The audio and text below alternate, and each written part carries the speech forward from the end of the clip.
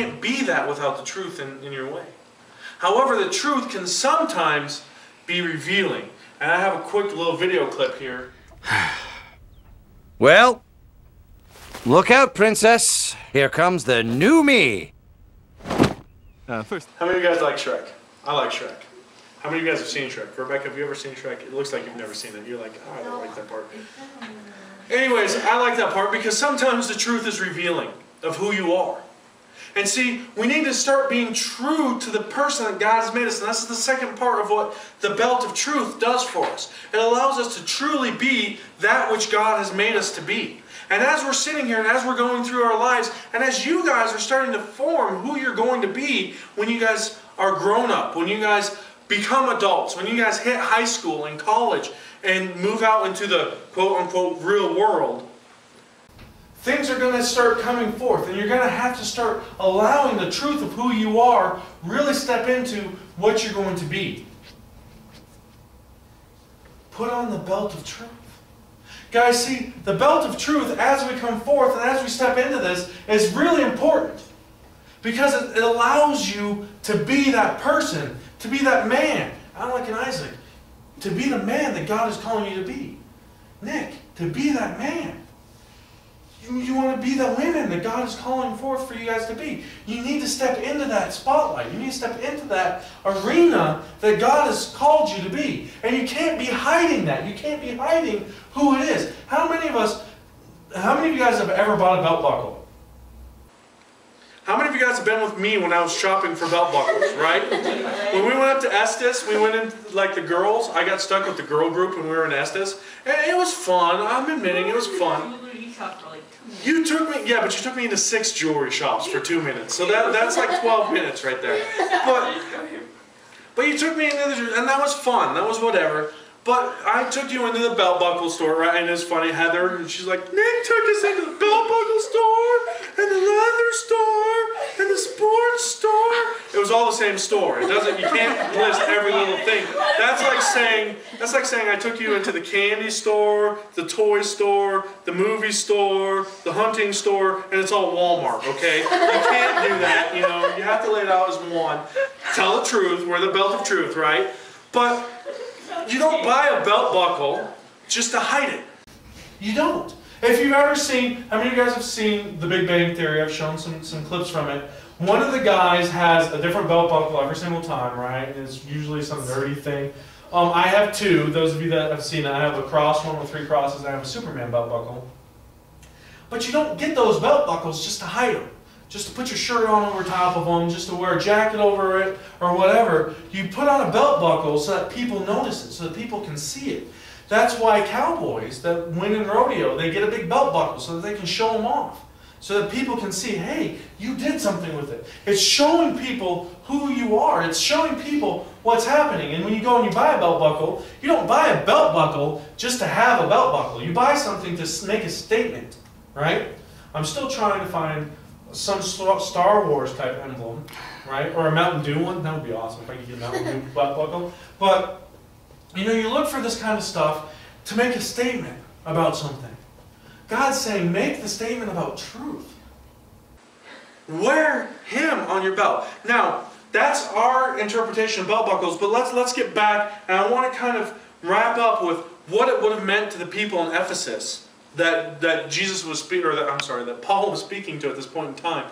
Paul was writing this letter and he said, ready yourself. Get ready, because guess what? A war is coming. And the war isn't against another person that you can see. That would be very easy. The war is against the devil, against different aspects that are coming in, against the world philosophy. And you guys are starting to see that nowadays with different aspects of, you know, there is no fundamental truth anymore. That's what the schools try and teach you. There is no hard, right, black and white, right and wrong. There's all this gray.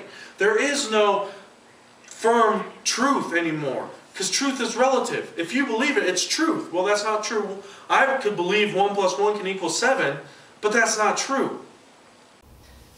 There's some truth that is true. You're laughing because you're like, seriously. Again, I had a class in college that you tried to prove 1 + 1 could equal 3. And they showed you how you could do that. So, I mean, it's there, and it's stupid. And you're like, this is the dumbest class I've ever had in my life. But as you continue to walk through this life, you're going to be hit with that kind of stuff. And the belt of truth you use to stand forth. And the reason why he talks about the belt of truth is because to a Roman soldier, which is who he was kind of talking about, the people in Ephesus would have known the Roman soldiers and known their equipment very well. It's very important. The belt is the key to everything. And you might be saying, wait a minute. I'd rather have a helmet than a belt if I was going into battle. Well, maybe until you get your head chopped off, and then the helmet's not doing much for you, right? Or you get a arrow into your chest, your helmet's not doing much for you, right? It's like if you go out on your bicycle and you're like, I got my helmet, and then you fall and you land on your elbow and you're like, should have gotten an elbow pad too, right? But as you start to get into this thing, as we look at it, we have the breastplate, right? The breastplate can sit on, but it sits loose. Now you can tighten it a little bit, but you tighten it you get it cinched on by putting the belt on. Your sword is very important. That is how you defend yourself, is with your sword. What do you put your sword in? Your belt. Your belt. Your shield, okay, your shield is your shield. You hold that on your arm. But the reason why you can hold your shield on your arm is because you're not holding up your trousers with your belt, right? Right? Your helmet, it's all there, but your belt is what holds it together. Your belt is what keeps you ready, and you got your belt on, and now you're ready. It's holding the different pieces. It frees you up to where you can have different aspects on there, and you're ready to move forth. And the belt is the belt of truth, and the truth is what God has done for you.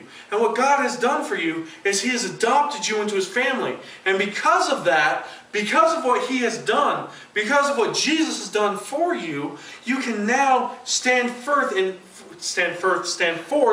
His truth.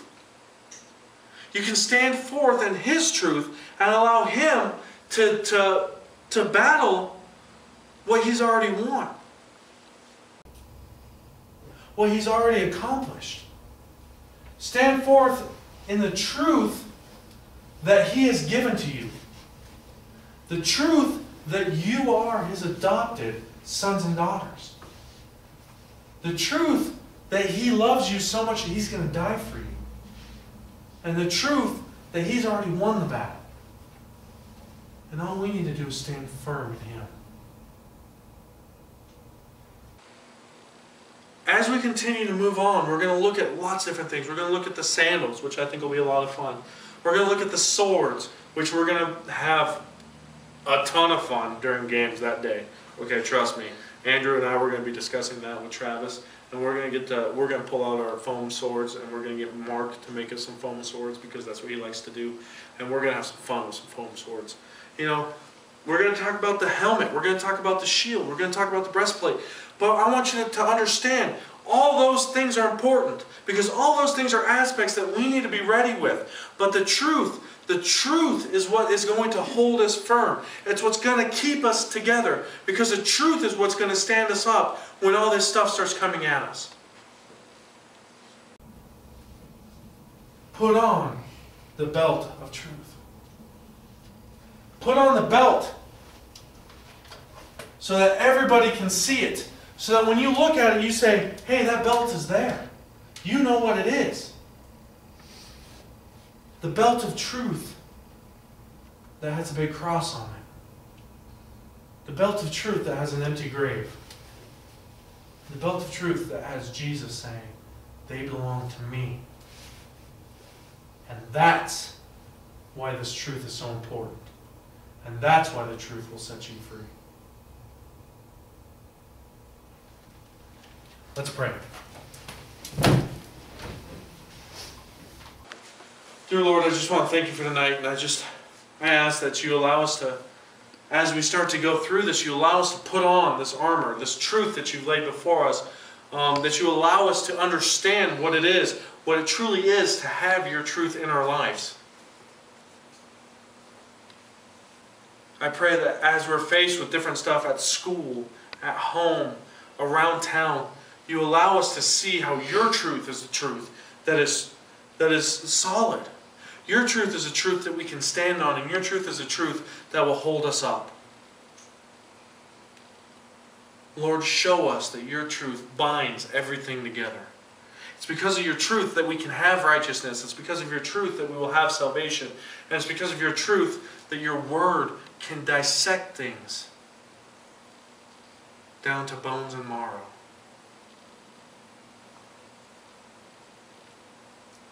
Lord, continue to show us that your truth is worthy to be put around anybody's waist, and that we should be honored to strap it around ours. In your glorious and precious name, amen.